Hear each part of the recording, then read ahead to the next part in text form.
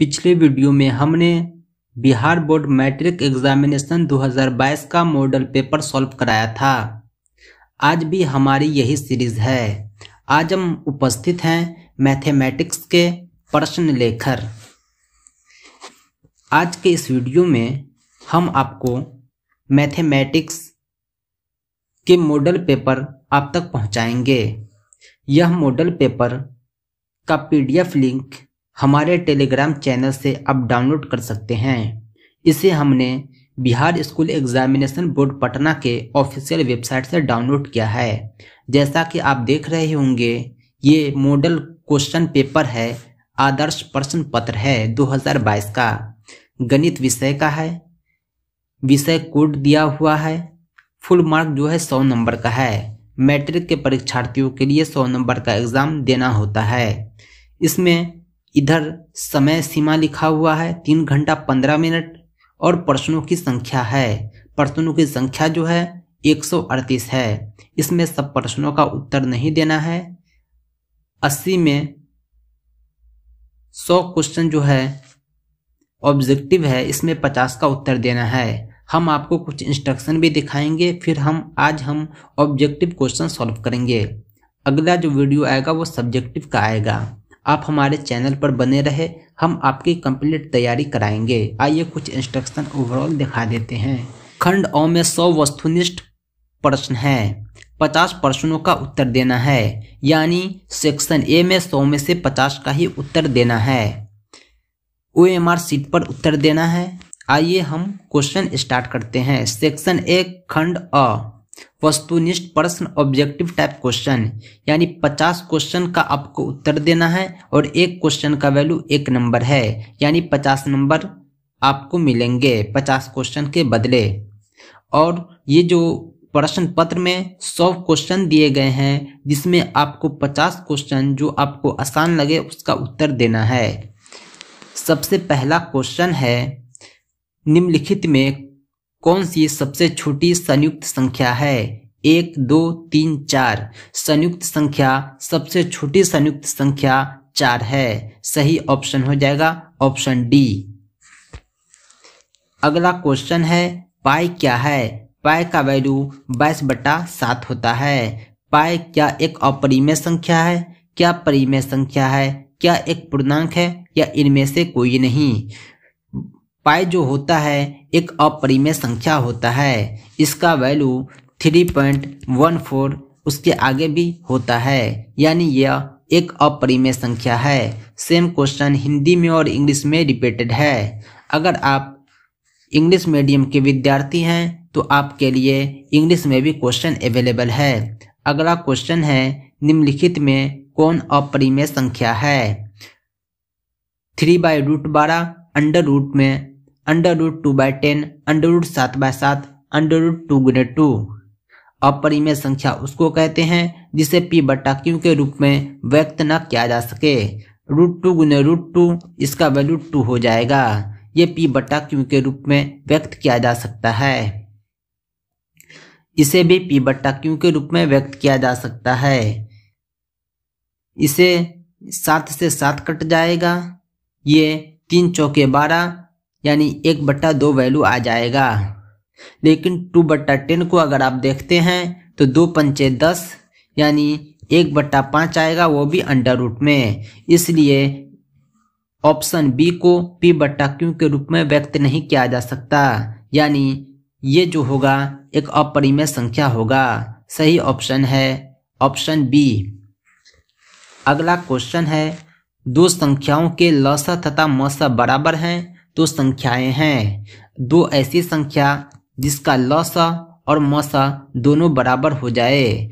ऐसी संख्या क्या पॉसिबल है? ऐसी संख्या तो नॉर्मली पॉसिबल नहीं है, लेकिन अगर वह संख्या है तो वह संख्या सह अभाज होगा, यानी ऐसी संख्या जो एक दूसरे को न काट सके। अगला क्वेश्चन है, 0.29 ऊपर में ये जो सिंबल है इसको ब्रैकेट बोलते हैं। इसको किस प्रकार लिखा जा सकता है?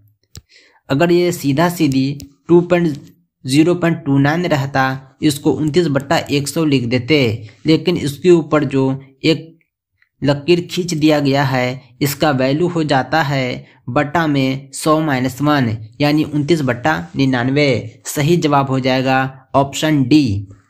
अगला क्वेश्चन है 1 - sin स्क्वायर 60 का वैल्यू कितना होगा। 1 - sin स्क्वायर थीटा का वैल्यू होता है cos स्क्वायर थीटा, यानी आपको वैल्यू देना है cos स्क्वायर 60 का। cos 60 का वैल्यू होता है 1/√2, 1/√2, 1 यहाँ cos पे स्क्वायर है तो इस पर भी स्क्वायर दे देंगे, यानी 1/√2 का वैल्यू हो जाएगा 1/2। सही जवाब हो जाएगा ऑप्शन बी। अगला क्वेश्चन है 7 नंबर, निम्नलिखित में किसका दशमलव प्रसार शांत है। दशमलव प्रसार शांत का वैल्यू, दशमलव प्रसार शांत उसको कहते हैं जो दशमलव के बाद शांत हो जाए, यानी वो 2 या 3 डिजिट के बाद पूरी कट जाए। अगर हम इसको आपस में काटेंगे तो ऑप्शन ए शांत होगा, बाकी सब अशांत होगा। आप इसे काट कर देख सकते हैं। सही जवाब हो जाएगा ऑप्शन ए। अगला क्वेश्चन इसका ठीक उल्टा है, किसका दशमलव प्रसार अशांत है, यानी किसको आपस में काटा जाए तो वो अशांत होगा। 8 से 50 को काटते हैं, 5 को काटते हैं तो इसका वैल्यू हो जाएगा 0.8 छक्के 48, 2 20, 8 दूनी 16, 4 40, 8 पंचे 40, यानी इसका वैल्यू 0.625 आता है। इसी प्रकार ये भी शांत है, ये भी शांत है, लेकिन ऑप्शन डी अशांत है। इसे आप काट कर देखेंगे इसका कोई अंत न मिलेगा। अगला क्वेश्चन है 400 के अभाज्य गुणनखंड में 5 का घातांक लिखे, यानी 400 का अगर आप अभाज्य गुणनखंड निकालते हैं तो इसमें 5 का घातांक क्या होगा। 5 का घातांक अगर आप निकालते हैं इसमें तो 400 को 5 से अगर भाग दिया जाए तो 80 आएगा, फिर इसे 5 से भाग दिया जाए तो 16 आएगा। 16 में 5 का कोई घातांक नहीं है, यानी 5 का घातांक 1 और 2 आएगा। सही जवाब हो जाएगा ऑप्शन ए। अगला क्वेश्चन है 130 बराबर है 15 × 8 + 10 तथा मसा 130, 15 बराबर है मसा xy, तो xy का वैल्यू क्या हो जाएगा।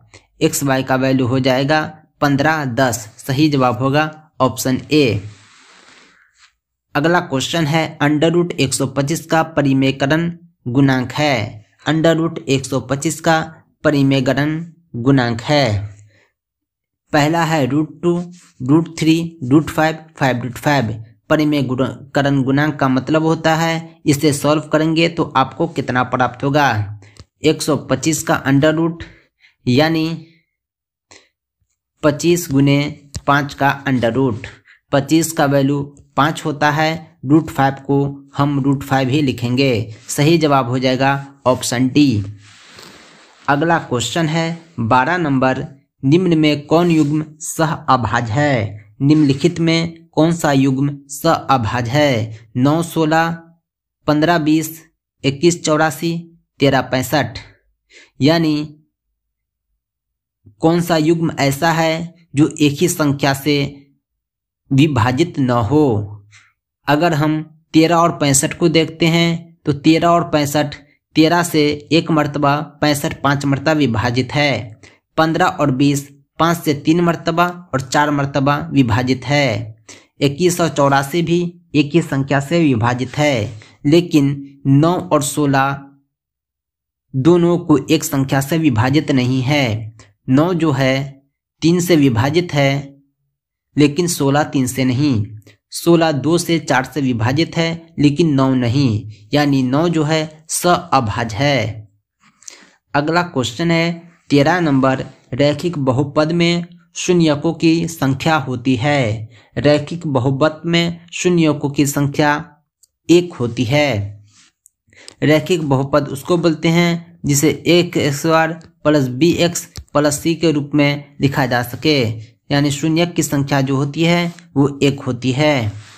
अगला क्वेश्चन है बहुपद x - 1 का शून्यक है।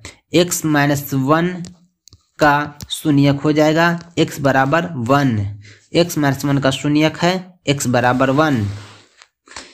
अगला क्वेश्चन है किसी द्विघातीय बहुपद के शून्यक यदि -4 एवं 7 हो तो द्विघातीय बहुपद होगा x² - 4x - 28।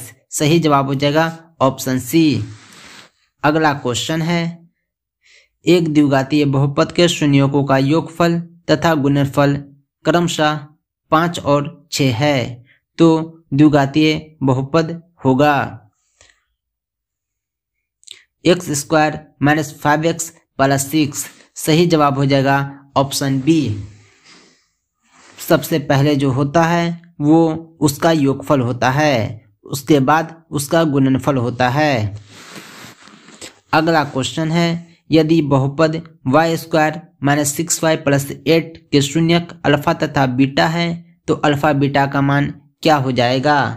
अल्फा और बीटा का मान हो जाएगा यानी शून्यकों का गुणनफल।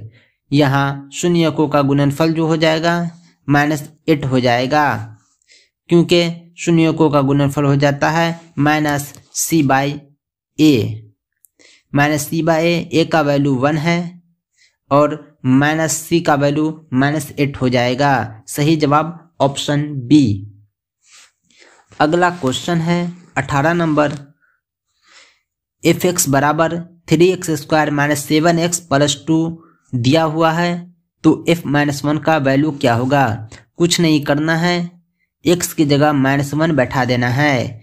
3x² में अगर -1 बैठाएंगे तो 3 आ जाएगा, -7x में -1 बैठाएंगे तो +7 हो जाएगा, +2, 3 2 5 7 12। सही जवाब हो जाएगा ऑप्शन बी।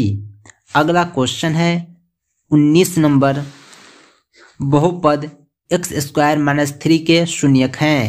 x² - 3 बराबर 0, x बराबर हो जाएगा 3 यानी ±√3। सही जवाब हो जाएगा ऑप्शन बी। अगला क्वेश्चन है 20 नंबर निम्न में कौन 6x - 2y बराबर 0, 10x + 2y बराबर 32 का हल है? ये दोनों एक अलग अलग समीकरण है, इसको सॉल्व करके हम x और y का वैल्यू निकालेंगे। अगर हम इसको प्लस करते हैं तो 2y से 2y कट जाएगा और 6x 10x कितना हो गया 16x बराबर 0 और 32 कितना हो जाएगा 32। x बराबर 2, x बराबर 2 आता है और y बराबर क्या आएगा? y बराबर अगर हम 6x - 2y में x बराबर 2 रखते हैं तो क्या होगा 12 - 2 बराबर 10। y बराबर 10 आता है, x बराबर 2 आता है। x बराबर 2 का वैल्यू हम समीकरण 1 में रखते हैं तो 6x हो जाएगा 12 - 2y बराबर 0। 12 बराबर के इस साइड आएगा तो -12 हो जाएगा। 2y -12 को काटेगा 6 मरतबा यानी y का वैल्यू 6 आता है। x बराबर 2, y बराबर 6। सही जवाब हो जाएगा ऑप्शन बी। अगला क्वेश्चन है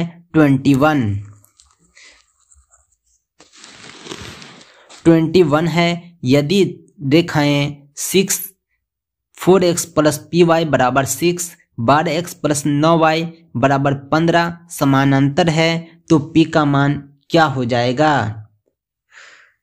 यहाँ पे 2 समीकरण दिया हुआ है, इसको सॉल्व करके हम p का मान निकालेंगे। इसमें पहला ऑप्शन 1/3 है, दूसरा ऑप्शन 3 है, तीसरा ऑप्शन 6 है, चौथा ऑप्शन -3 है। आइए इस समीकरण को हम सॉल्व करते हैं। ये समीकरण को अगर आप देखते हैं तो इसमें 4x है, इसमें 12x है। इसको हम अगर 3 से गुना करें तो ये भी 12x हो जाएगा। 12x + 3py बराबर 18। दूसरा समीकरण है हमारा 12x प्लस 9y बराबर 15।